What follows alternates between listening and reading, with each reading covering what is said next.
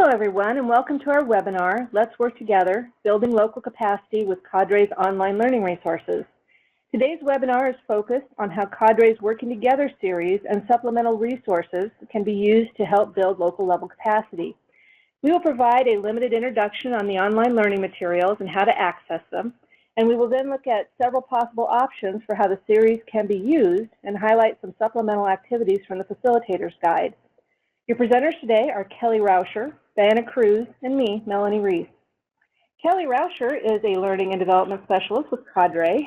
Kelly specializes in system design and improvement, instructional design, stakeholder engagement, collaborative problem solving, and early dispute resolution. Prior to joining CADRE in 2015, Kelly worked at the Illinois State Board of Education and, among other projects, was involved in the development and implementation of their family engagement system. Kelly was our lead for the Working Together series, which has been very well received. Diana Cruz serves as CADRE's data analyst and dispute resolution specialist. She provides training and technical assistance to state agencies, lead agencies, parent centers, and other stakeholders nationwide. Diana brings considerable experience working at the district level, fostering homeschool partnerships and employing child-centered decision-making. Diana is a certified trainer in conflict resolution and IEP facilitation. Finally, there's me, Melanie Reese. Since October 2017, I've been the director of CADRE. I come to this role from a previous life as a state dispute resolution coordinator, and before that, a university professor and college ombudsman. I've been teaching adults about healthy conflict resolution for over 30 years, and I'm excited for us to get started. A few technical notes. Phone lines have been muted to minimize interruptions. At any point during the presentation, you can enter any questions into the question box on your control panel. CADRE staff will be monitoring the comments and questions throughout the webinar. The PowerPoint for the webinar, as well as the Facilitator's Guide, is available in the handout section of the control panel and on the CADRE website. With that, Kelly, could you get us started? All right, thanks. We know that when family members and educators discuss a student's needs and develop an IEP, they bring with them different experiences, values, and perspectives. This can be challenging for IEP members to navigate, and disagreements will happen as they engage in this important work. There are, however, strategies and foundational skills that can help family members and educators have productive conversations. In response to requests from the field for additional resources to support educators and family members working together and through conflict, CADRE has developed an online Working Together series. This free, accessible, and self-directed online learning series can benefit most people participating in the IEP process. CADRE engaged with a number of stakeholders, including representatives from state education agencies, parent centers, local education agencies, and higher education in the development and review of the series. From the beginning, stakeholders strongly recommended that we develop one series for both parents and educators and make the same content accessible to everyone. The Working Together series includes 5 foundational interactive courses. These courses provide families and educators with a number of strategies for working together and through conflict. The topics include an introduction to the series and content, IEP meetings and behaviors that create positive family-school relationships, listening and responding, managing and responding to emotions, and focusing on interests to reach agreement. Numerous scenarios and examples are included in each module and highlight various perspectives of IEP team members. Also, there are multiple opportunities for reflection and interaction throughout each course. The learning modules and supplemental materials can be accessed directly from the URL on the screen, www.cadreworks.org/working-together, or via CADRE's website, www.cadreworks.org. If going through the website, you can go to the Resource tab right here and scroll all the way down to the Online Learning Series and select that. And you'll go to the landing page that includes all of the online learning series that we have available. Before we go to the Working Together series, I did want to point out that we do also have the series translated into Spanish with supplemental resources also in Spanish, and that can be accessed either through the side navigation bar or through this link to learn more. We also have a Your Journey to Self-Determination series to help develop self-determination skills in youth and help them participate in IEP meetings that can also be accessed down here and on the side nav. So we're going to go to the Working Together series. And this is the landing page for this series. And if you scroll down, you can see where you can access the courses and our promotional materials. Also, underneath the side navigation bar, we have a number of resources, including our Facilitator guide and different transcripts for each of the courses. I'm going to select one of the transcripts. And so you can see the narration that is included in each of the courses. These are accessible transcripts, and there's also space for you to respond to the different reflection questions that are included in the various lessons. And these are fillable and savable. And so if you wanted to print these out for any face-to-face sessions and sharing with a larger group. We also have this Facilitator guide to foster additional reflection, practice, and group discussion.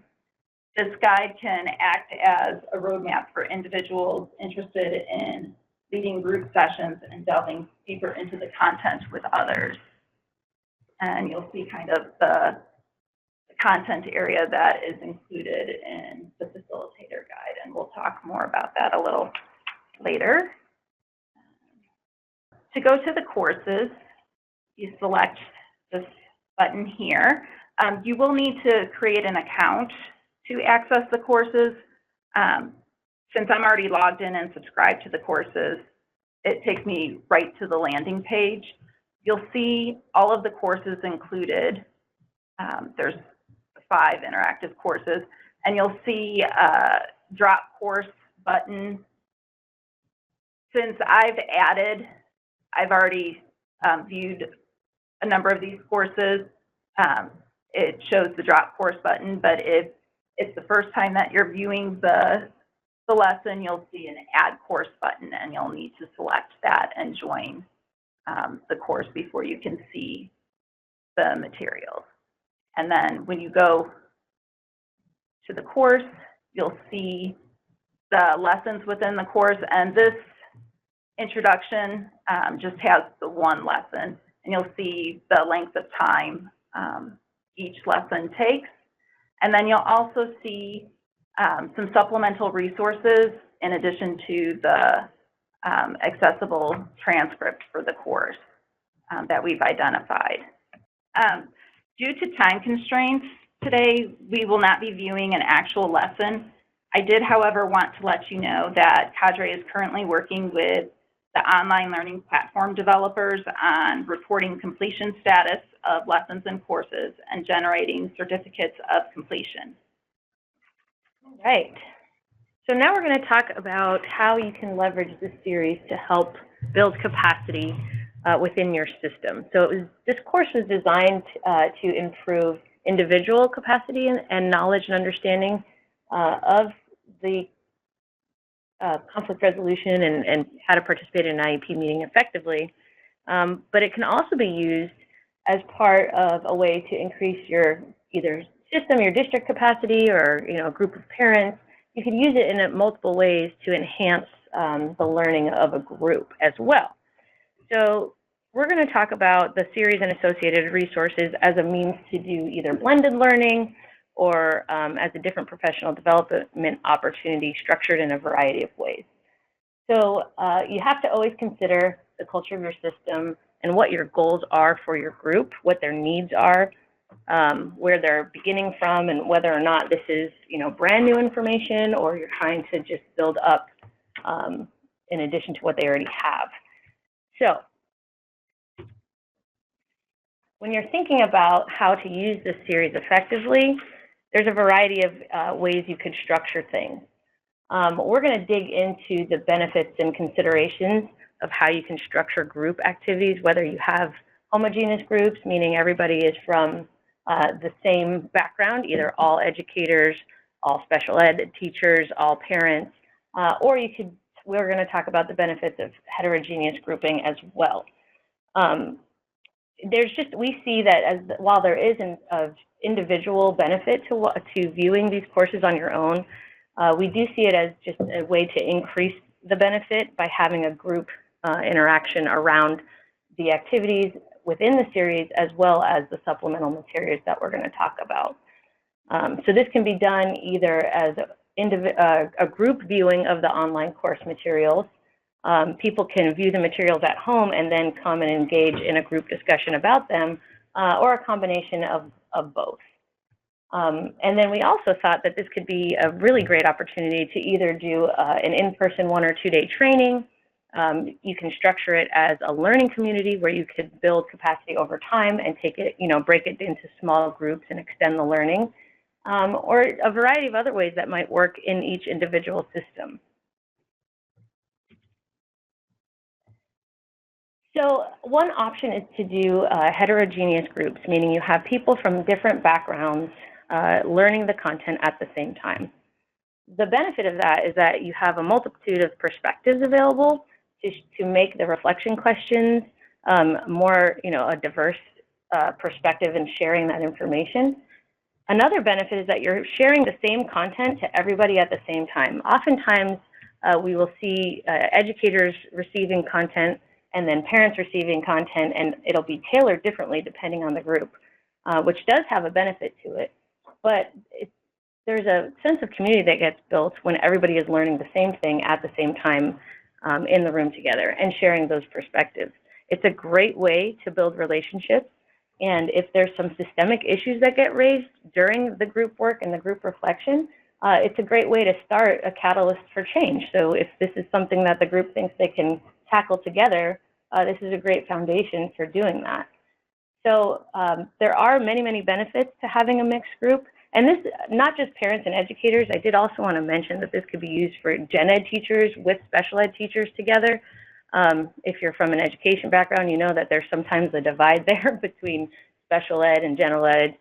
So this is a great way to kind of level that playing field and bring everybody together at once. And for general education teachers, this series really may be their only direct instructor opportunity for some professional development about how to participate well in an IEP meeting, because that content doesn't really get covered too often. So this is a really great way to build the capacity there as well. Something to consider when you're thinking about having a mixed group is that you have to think about what your intended outcomes are. If you're hoping to build community and have that consistent messaging, then this is a great option. But you have to know your context. If there's some family educator relationships that are already strained, that this may not be the best option. If you have a group of people who are in their beginning stages of understanding the content, they may or may not feel 100% comfortable asking questions or showing where their areas of need are if there's a mixed group around. And then also, if you're going to have a mixed group, you really do need to have a facilitator who feels confident and strong in leading the group through the work. This isn't something you want to just leave kind of willy-nilly. You want to make sure you have somebody that has a really good foundation of the series, knows it well, and knows how to use the facilitator guide well, which we'll talk about in just a little bit. But these are just some things to consider. It's still, I believe personally that the benefits outweigh a lot of the negatives, but you have to know your culture and your school, or your parents really well in order to make a determination about if this is a good use of, or a good way to group your people. All right. So the other option is to have a non-mixed group, so everybody the same, all educators, all parents, all special educators. The beauty of the series is that the content is there and it's accessible for anybody, so we don't have to worry about shifting messaging too much there. But there are benefits to having everybody from the same background being in the room at the same time. It becomes very job specific. So the reflection and conversations can get really, really in-depth as to how this would work in a very specific role, allowing people to really delve deeper into that application of it.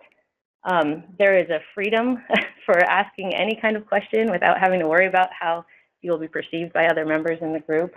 And it just allows for some expertise. You can really dig in and build up that skill level of that specific group without having to worry about the variance of skills that exist among the group already. So it's another really great option that we have available that we encourage people to use. Again, with just as with the other one, there is, well, it seems to be a slide missing, but there are things to consider with homogeneous grouping as well. You will have a very narrow perspective and not a lot of diverse perspectives available in the room. And it's just something to keep in mind if you're trying to build relationships. It's a great way to build relationships within that little group, but you won't have the same benefit of having multiple perspectives and relationship building across the lines there. All right. So we're going to talk about the facilitator guide now. Kelly mentioned, she showed you really quickly how to access it in the additional materials on the side navigation bar. This facilitator guide is full of really great information. I really encourage you, if you're at all interested in this series, to really dig into the facilitator guide. It has a brief review of all of the course information. So if, depending on courses and lessons, it'll have some takeaways. It stands out really nicely, and we'll show you some examples of that in a minute. It also offers extended learning opportunities. So there's multiple options for stopping the course or the lesson and offering additional learning through either reflection questions, group work, article review, just really great stuff in there. There's tips for the facilitator themselves, so how to set things up, how to manage the different pieces, and things to watch out for. And then there's also a whole list, there's an appendix in the back full of supplemental resources and additional activities. It was a brilliant idea to create it. It was a lot of work, and it's excellent. So I highly recommend you guys dig into that, even if you're, they're clapping for Kelly over here because she did such a great job. But even if you're not planning on doing it as a group and you're just thinking about it for yourself, there's still really great extension activities in there. And the Spanish version, the translated version, will be available soon. So if you're facilitating in a group in Spanish, this is another opportunity to have some additional resources. So in the next few slides, we're going to talk through a couple of examples out of the facilitator guide, just to kind of give you guys a little peek or preview as to what's contained within the facilitator guide. The first one I want to show you actually starts with an introductory activity or an icebreaker activity. There are multiple to choose from. This is one that I just pulled out because I thought it was interesting. So this is a content-related icebreaker, and they're broken down by content-related or relationship building. It's just really great to use, especially if you're going to do a mixed group. Icebreakers in general have a way to just kind of build up some community and build up some relationships before you dive in. So this would be a great example of one that you could use with a mixed group, or even within, the homogeneous grouping as well. And this all comes from page 18 in the guide, in the facilitator guide. It gives very specific instructions for the facilitator and how to navigate things. And it's basically having parent educators share a positive experience that they've had, and then having them introduce that and share that to the group so that you're introducing a partner.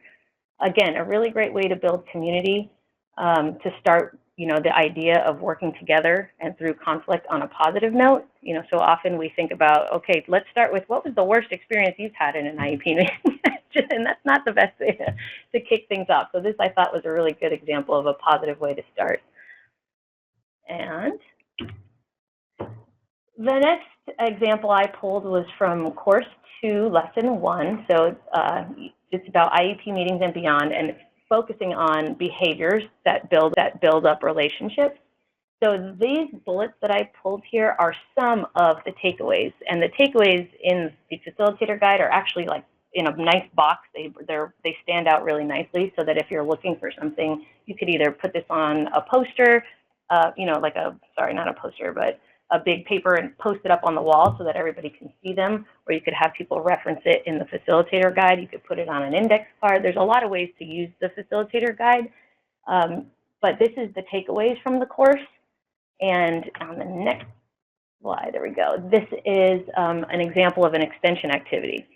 So this is just one. There are multiple extension activities for this course or this lesson. This one happens to be, I believe, on page 40. I'm sorry, I didn't put that in on the slide. But what this is an extension activity that uses an article that's also available in the appendix. And it talks about appearance bias. So part of the course, if you look back on the previous slide, it talks about ways in which we can work with people from varying cultures and make sure that we're working with them in a way to develop trust. And so this is just an extension of that. This talks about how bias gets in the way of those things and gets in the way of trust, and offers people an opportunity to break into groups and discuss it at length using an article to give some structure. So here's, again, an example of the instructions. This exists in the Facilitator Guide in another little box. It's very, it stands out nice and clean for the facilitator. This can be photocopied and put on cards to hand out if you're facilitating a large group, or you can post it up on a PowerPoint like we did here. There's just a lot of ways that you can make it your own and have it fit the needs of your group.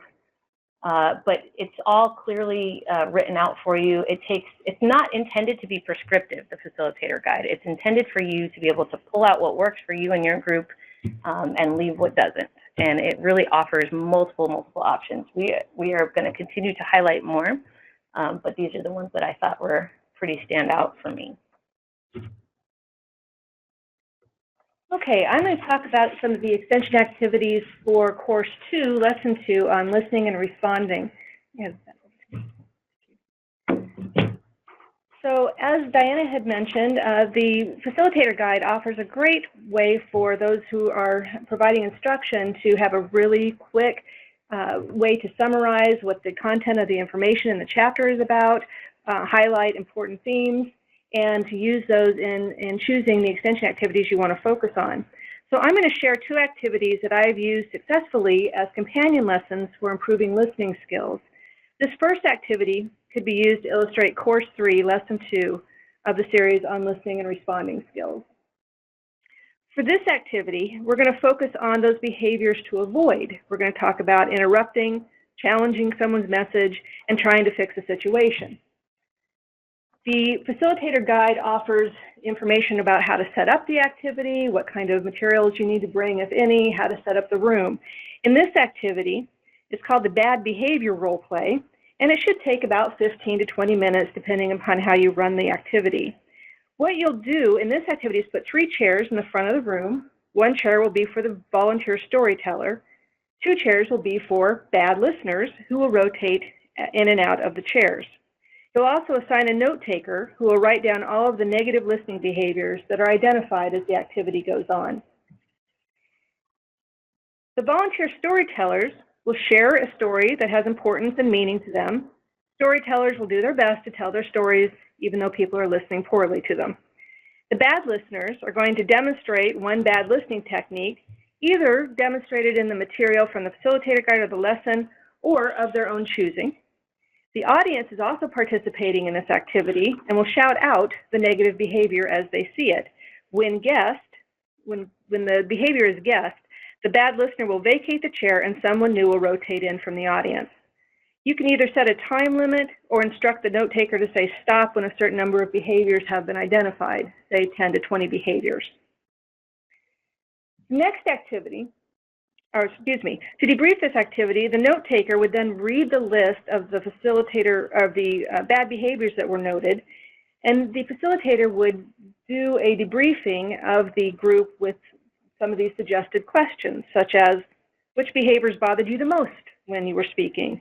Or have you ever seen these kind of behaviors in the past in your team? What kind of behaviors negatively impact you personally?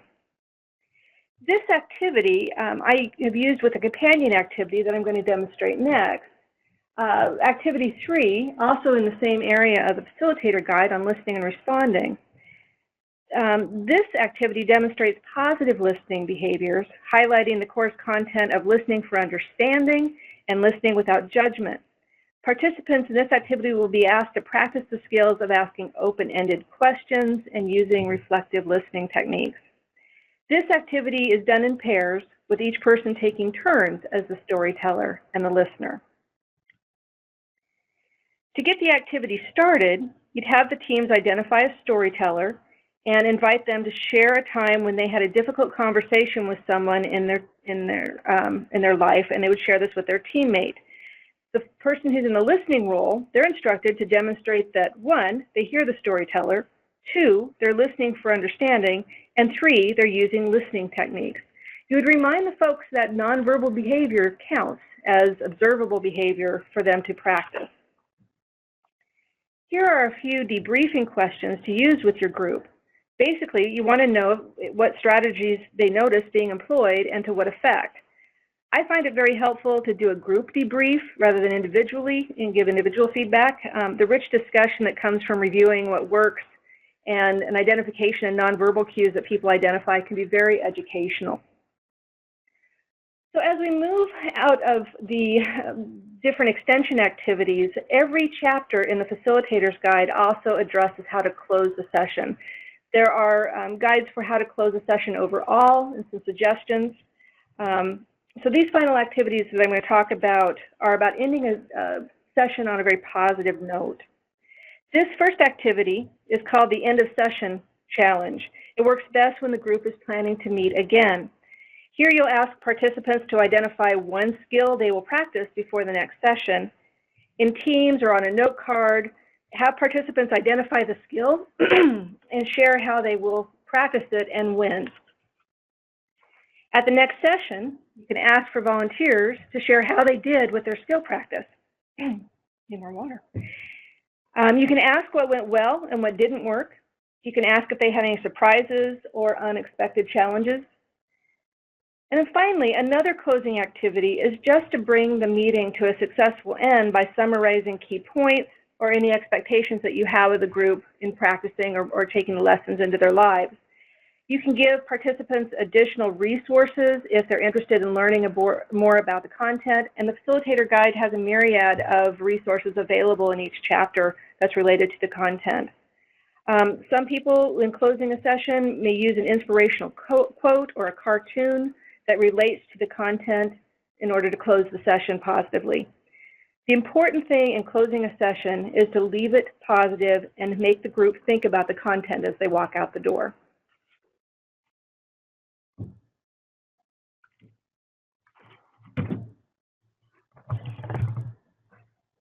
Okay.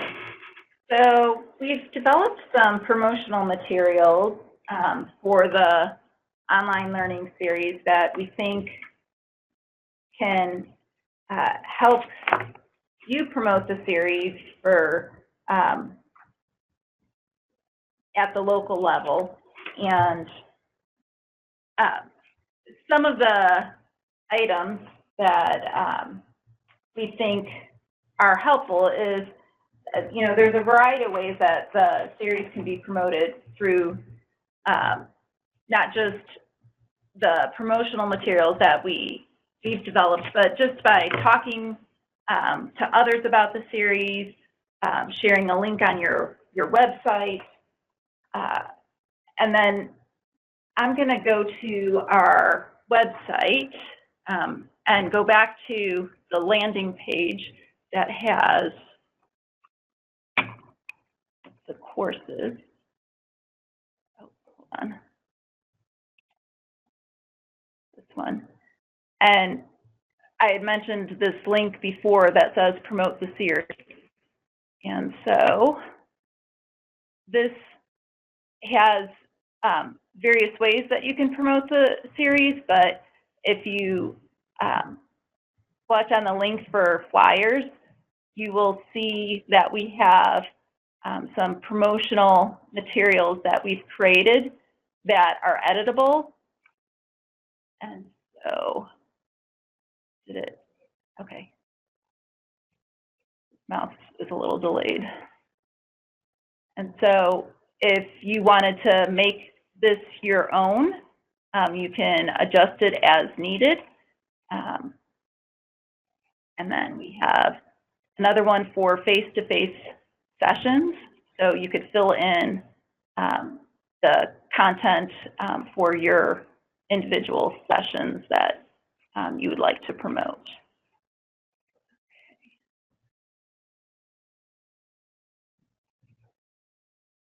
And then more. We also have provided some sample posts and tweets that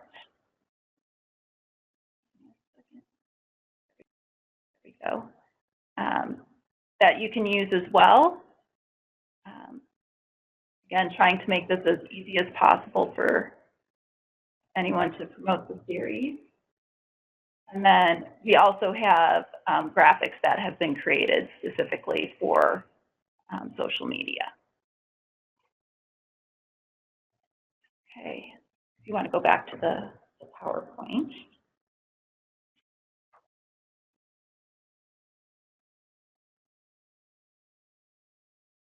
And that's about it for promoting the series. We're going to check to see if there are any questions.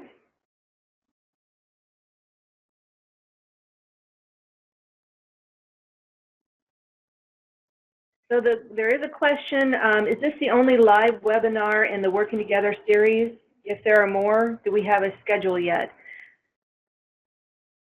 So this webinar that we're doing right now is a way to introduce you to the Working Together series and provide you some understanding of the resources that are available and how to access them. This is the only webinar that we had planned in order to show the series. It is available for you to use live at any time you want to, day or night. There's a question, Kelly, excuse me. There's a question about what does promote the series mean? Could you maybe talk a little bit about that, Kelly? So that was, I had referenced that earlier. We just talked about the promoting the series. And so basically, I think that question was asked prior to actually going through and showing all of the different promotional materials that we've developed. And it was the button on the screen that said promote the series. Okay. And she just did. I understand it now. Thank you. Yeah, you're welcome. It looks like we have addressed the questions that are on the board.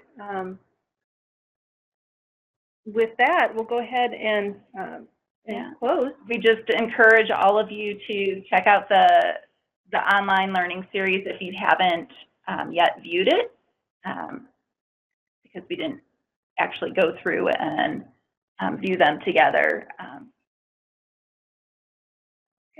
Well, thank you so very much for joining us today. Your feedback is very important to us, so please click on the link in the chat box to fill out a very brief SurveyMonkey to evaluate today's webinar. We would greatly appreciate your feedback. And to let you know, we have just scheduled yesterday our webinar for August 27th, focusing on practitioner skill development. And Sam Imperati will be giving that presentation. We're very excited about that, and we look forward to you joining us then. Thank you very much. Bye. Thank you.